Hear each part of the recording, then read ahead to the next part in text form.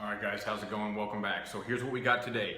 Punching and flipping, that's what we want to talk about, and specifically how to rig it up. And there's a lot of questions lately. We've all been kind of discussing a little bit, best reel, best rod, and of course the gear you need and how to rig that gear up. And so here's what I've got for us. This one I've already got rigged up. As you can see here, I kind of got that Okeechobee color going, some blues and greens.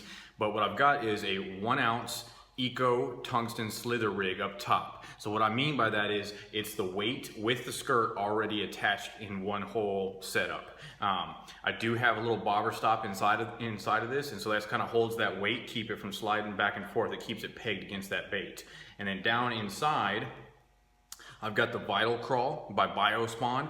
It's a pretty cool new bait I've been wanting to try out for a while now. And then of course I've got a 5/0 Trocar Flippin Hook down inside of that. You can see they're kind of rigged on the bottom, and I don't have it exposed on the top. I've got it just buried inside completely because I want to be able to get through all the junk, all the mat and the grass. So that's one kind of rigged up. So let me show you what all those components are one more time, and let's actually rig one up so you can see what it is.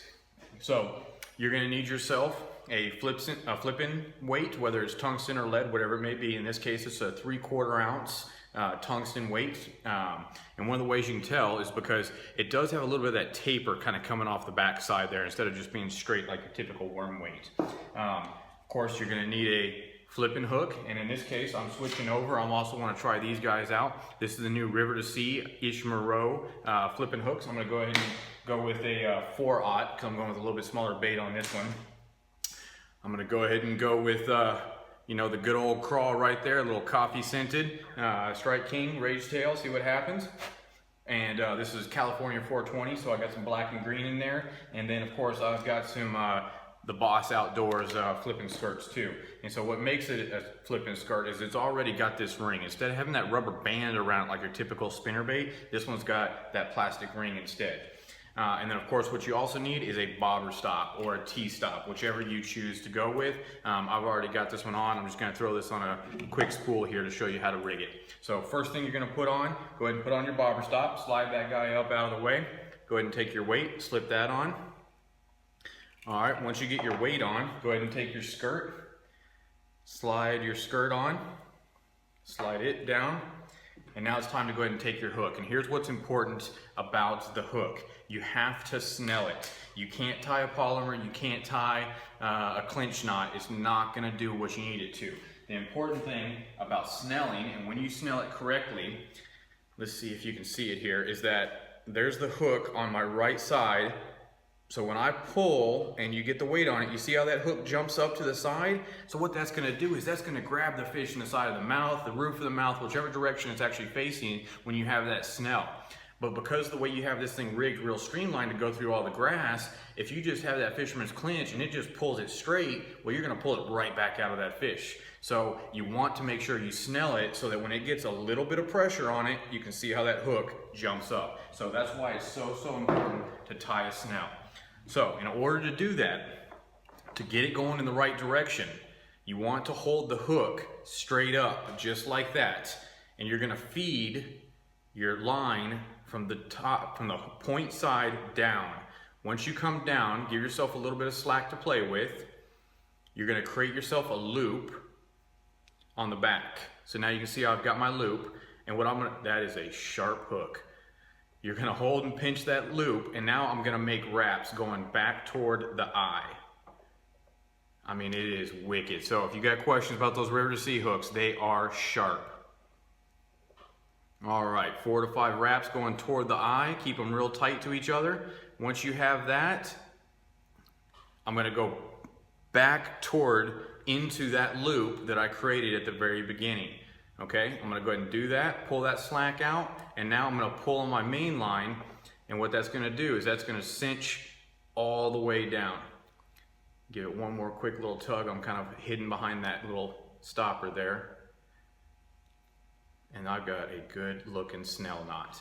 So I don't know if you can see that or not, how well you can, but that's a great knot right there. So you wanna make sure to give it a good solid tug. Once you have your lines down, you can put on a pair of pliers. I have a pad eye tied off here to the table. it's good to go. Now, if you're using braided line, like a lot of guys are flipping the mats with, 50, 65 pound braid, which is probably what I'm gonna end up doing. I'm just tying on this piece of fluorocarbon to show you. You wanna leave a little bit of a tag end, because in case it does start to slip, you got a little bit of that to kind of continue to bite on.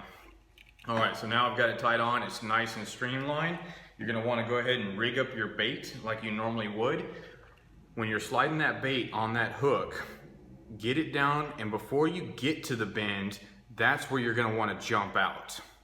And go ahead and slide it all the way up. And then one of the things I noticed, a lot of these flipping hooks, they've got this big piece here, and that's to kind of hold it. The one I got on the Trocar, it's a huge chunk of plastic, so it really tears up my bait really bad. So one of the things I like to do is I like to wet the shank of the hook, that whole section right there, so it slides through that bait a lot smoother.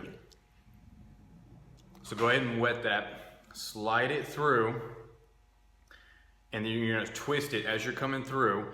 And the main thing that's important here is you wanna pull it past that little keeper. So you can see, you're gonna come past that keeper and then push back up against it, and it's gonna hold it in place. Now, your typical worms, what you're gonna do is you're gonna take that hook all the way through, and you just basically skin hook it or just Texpose it back up underneath. So instead of doing that, all I wanna do is I wanna find out where it's gonna go, which is gonna be this segment of the body here. I'm gonna pull it back just a touch, and I'm gonna bury it in there until it's nice and straight, and I'm not gonna come out. I'm gonna leave it hidden down. Let's see if you can get it behind my shirt there. I'm gonna leave it inside the worm. I want it, or this crawl in this case, I wanna leave it completely hidden. I don't want any snags or anything like that. Now, thick gauge hook. You do not want a hook that's gonna bend and have any wobble, so that when you do set that hook, it has no problem jumping through. All right, now that we got the whole thing assembled, let's go ahead and take a look and see what happens. So you've got your crawl, you got your punching hook. Let's slide the skirt down, get that skirt wrapped around there nice and straight. This one's kind of a mess. All right, we're out there. Now we got our weight on top of that. And of course, let's bring that bobber stopper all the way down.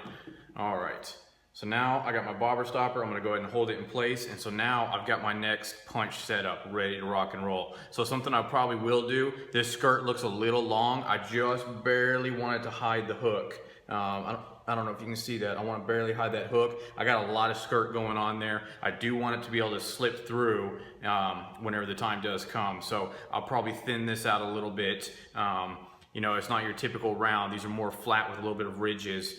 So I'll thin that out just a touch, kind of get it to kind of pop and flare a little bit better, but that's a punch setup right there. This is kind of that watermelon seed in California 420, so that's kind of a good combo I like right there. A little bit darker crawl, kind of standing out to that green natural color. So there you go, guys. That's two different rigs. That's one with a pre-made weight, one with a skirt, but that's kind of how you set that hook in there. A good way of kind of rigging those up so you're ready to hit those mats, flip and punch. I've just done a couple of these. I haven't gone out there yet. I think I know the perfect spot to go do some flipping, and pretty excited about it. I want to throw it in mat, but I also want to try banging this off some heavy cover, some laydowns and things like that. See if I can't knock those tree stumps and get some attention, see what I can do with that. But if you got any questions, guys, comment below. Don't forget to hit the little red button over there in the corner and subscribe, and we'll have more videos coming out real soon. Thanks, guys.